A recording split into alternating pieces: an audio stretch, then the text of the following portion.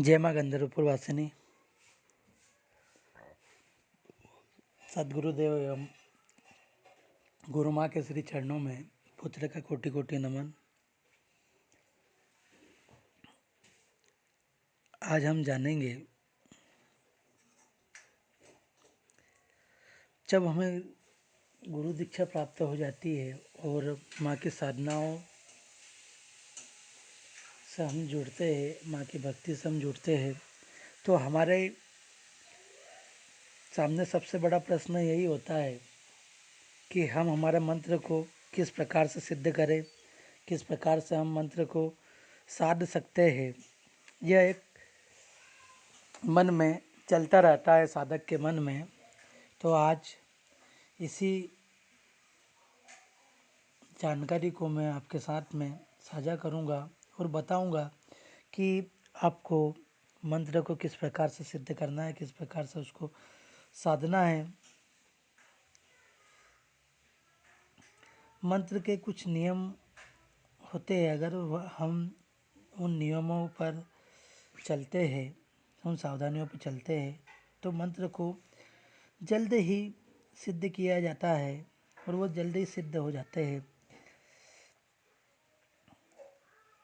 मंत्र तंत्र को हम सब साधते हैं, पर वह सदते नहीं है, क्योंकि जब तक आपको नहीं साधेंगे तब तक ये मंत्र तंत्र नहीं सदेंगे। कहने का तात्पर्य यही है कि सबसे पहले साधक को स्वयं को साधना होगा। स्वयं को जब तक साधक साधेगा नहीं, मंत्र सदेगा नहीं।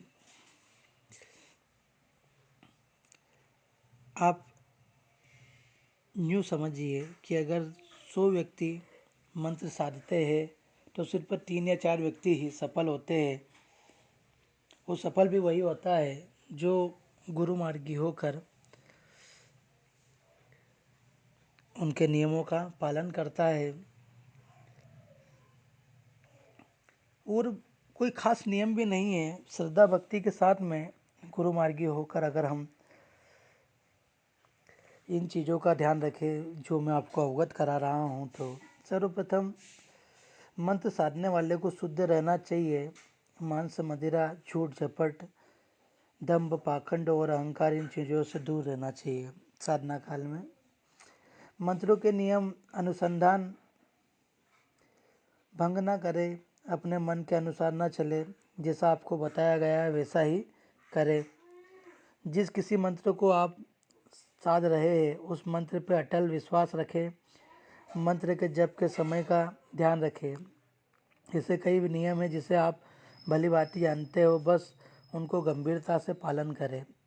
मंत्र और तंत्र को सिद्ध करने में सहायक जो शक्ति है वो ये है कि भैरव, माँ दुर्गा, हनुमान जी, भैरव के अलग अलग रूप, कुल देवता, इष्ट देवी और मंत्र के देवता। जो सबसे बड़ी सहायक शक्ति है वो सिर्फ और सिर्फ इष्ट शक्ति है। इष्ट कृपा कैसे पाए वह भी आपको बता दी जाएगी। इससे पहले एक मुख्य बात है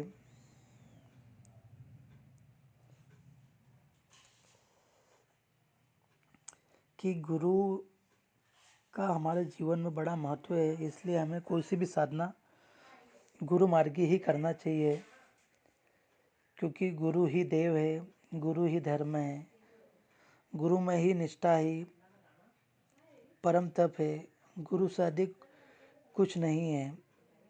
यदि हमने अध्यात्म शास्त्र का अभ्यास नहीं किया होता, यदि हमें सूक्ष्म ज्ञान नहीं होता, यदि हम भौतिक जगत की वस्तु प्राप्त करने के लिए गुरु ढूंढते, जब स्वयं की साधना का ठोस आधार नहीं होता है, जब हम अपनी जीवन की समस्याओं से पीछा छुड़ाने हेतु इधर उधर भागते रहते हैं, तब हमें अध्यात्म का सहारा लेना पड़ता है। जब हमें गुरु शास्त्र पर पूर्ण श्रद्धा नहीं होती है, जैसे शिष्य होता है वैसे ही गुरु मिलते हैं। अतः उच्च कोटि के गुरु चाहिए तो अपनी पात्रता बढ़ाए।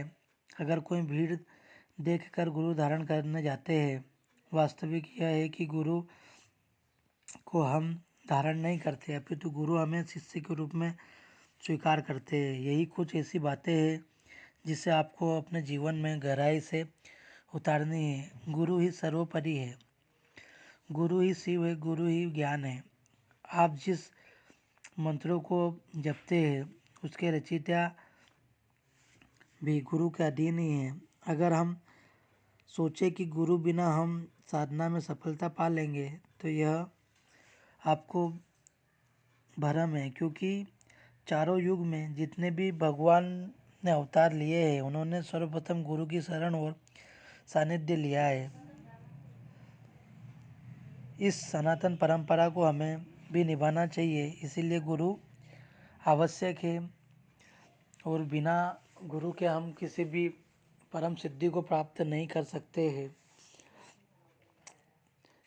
अगर आप भी जीवन में आगे बढ़ना चाहते हैं, साधना आराधनाओं के मार्ग पर अपने इष्ट देवी को पाना चाहते हैं तो गुरु की शरण में आए। गुरु आपको उचित मार्ग बताएंगे। जय माँ बगलामुखी, जय श्री महाकाल।